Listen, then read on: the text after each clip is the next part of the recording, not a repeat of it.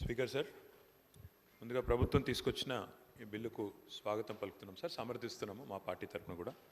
అయితే గౌరవ మంత్రి గారి దృష్టికి, గౌరవ ప్రభుత్వం దృష్టికి మా తరఫున, ఎందుకంటే న్యాయ వ్యవస్థ మీద ప్రజలకు అపారమైన విశ్వాసం ఉంది అధ్యక్ష. పెద్దలు చెప్పినట్టుగా మన రాజ్యాంగ నిర్మాత గౌరవనీయులు డాక్టర్ బాబాసాహెబ్ అంబేద్కర్ గారు చెప్పినట్టుగా 4 పిల్లర్స్ ఆఫ్ డెమోక్రసీలో న్యాయ వ్యవస్థకు కూడా అత్యంత విశ్వసనీయత, అత్యంత బలమైన ఒక పునాది కూడా మన రాజ్యాంగ నిర్మాతలు రాజ్యాంగంలోనే వేయడం జరిగింది అధ్యక్ష. గౌరవ మంత్రి గారిని నేను కోరేది ఏమంటే అధ్యక్ష, ఇప్పుడు వారు చెప్పారు ఫర్ స్పీడీ ఎక్స్పెడిషియస్ జస్టిస్, దానికోసమే ఈ కార్యక్రమం, ఈ చట్టం తెస్తున్నాం, ఈ బిల్ తెస్తున్నామని చెప్పారు. చాలా సంతోషం.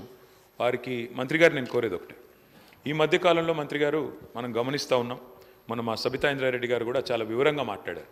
శాంతి భద్రతల విషయంలో ఎట్లా ఉంది పరిస్థితి అనేది కూడా చాలా వివరంగా చెప్పారు. దయచేసి ప్రభుత్వాన్ని నేను కోరేది, మనం అందరం కూడా, ఎందుకంటే సమిష్టిగా రాజకీయాల్లో ఏ రకమైన అభిప్రాయాలు ఉన్నప్పటికీ, ఏ రకమైన సిద్ధాంతాలు ఉన్నప్పటికీ, ఏ రకమైన విభేదాలు ఉన్నప్పటికీ, మనందరం కూడా కొన్ని విషయాల్లో మాత్రం సమిష్టిగా ఆలోచించాల్సిన అవసరం ఉంది. ఈ రాష్ట్రంలో ఈరోజు జరుగుతున్న అత్యాచారాలు కానీ, ఈ రాష్ట్రంలో ఈరోజు జరుగుతున్న సైబర్ క్రైమ్ కానీ, రాష్ట్రంలో మనం అందరం కూడా జ్యుడిషియస్గా ఆలోచించి ఫాస్ట్ ట్రాక్ కోర్టుల ఏర్పాటు, ముఖ్యంగా అత్యాచార కేసుల విషయంలో దయచేసి నేను ప్రభుత్వాన్ని కోరుతా ఉన్నా, అవసరమైతే ప్రతి జిల్లాలో స్పెషల్ కోర్ట్స్ ఏర్పాటు చేయండి. ఫాస్ట్ ట్రాక్ అంటే ఒక్కసారి ఇలాంటి నేరం జరిగినప్పుడు మళ్ళీ ఎవరు అలాంటి దుస్సాహసం చేయకుండా నిందితుడికి వెంటనే శిక్ష పడుతుంది, బాధితులకు న్యాయం వస్తుందనే విధంగా ప్రతి జిల్లాలో అవసరమైతే ప్రత్యేక ఫాస్ట్ ట్రాక్ కోర్టులు ఏర్పాటు చేయాలని ప్రభుత్వానికి మా విజ్ఞప్తి. అదే మాదిరిగా అధ్యక్ష, not just in the issue of sexual molestations etcetera, but also ఇతర సైబర్ క్రైమ్ విషయంలో కూడా, ఎందుకంటే ఇప్పుడు క్రైమ్ రూపం మారుతోంది. ఇదివరకు మనకు ఎన్నో సెక్షన్స్ ఉన్నాయి అధ్యక్ష పీనల్ కోడ్లో, అవన్నీ కూడా చాలా అవుట్డేటెడ్ అయిపోయినాయి, ఆబ్సలీట్ అయిపోయినాయి. అందుకే కొత్త చట్టాలు కూడా వస్తూ ఉన్నాయి. నేను రాష్ట్ర ప్రభుత్వాన్ని అడుగుతూ ఉన్నాను, ఈ మధ్యన కేంద్ర ప్రభుత్వం కొన్ని కొత్త న్యాయ చట్టాలు కూడా తెచ్చింది. అయితే ఈ న్యాయ చట్టాల వల్ల కొంత మనకి ఏమైనా ఇబ్బంది కలుగుతుందో అనే ఒక భయం కూడా కొన్ని వర్గాల నుంచి వ్యక్తం అవుతూ ఉంది. ముఖ్యంగా మన తెలంగాణ ఈ ప్రాంతంలో వామపక్ష ఉద్యమాలు, ప్రజా సంఘాలు చాలా విస్తృతంగా, చాలా క్రియాశీలంగా ఉండే రాష్ట్రం మన తెలంగాణ. ఎంతోమంది గతంలో ప్రజా ఉద్యమాల్లో పాల్గొని అసూలు బాసిన నేల తెలంగాణ.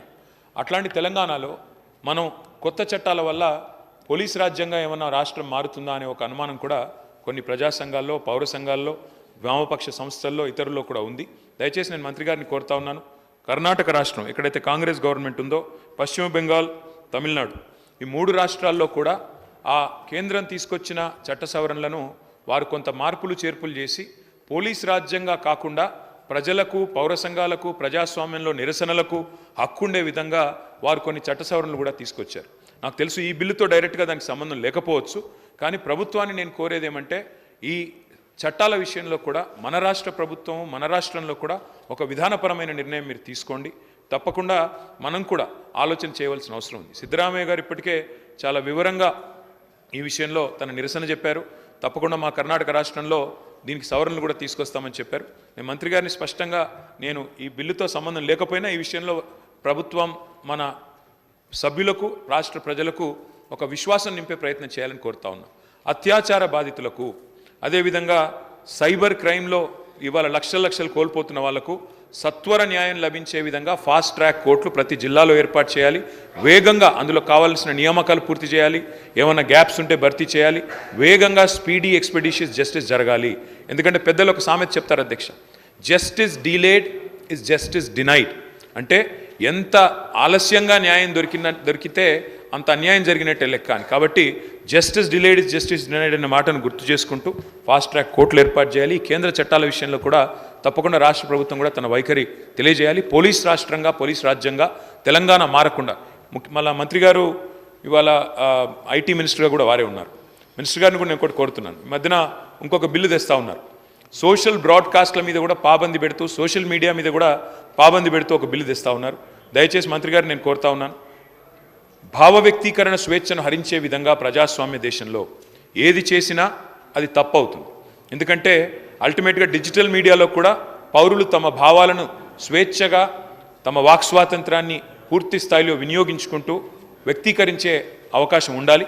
దయచేసి అలాంటి ఏమన్నా వస్తే తప్పకుండా దాన్ని మనందరం కూడా కలిసికట్టుగా నిరోధించాలని చెప్పి కూడా కోరుతూ, మా పార్టీ తరఫున గౌరవ సభ్యులు చెప్పిన భావ స్వేచ్ఛకు సంబంధించి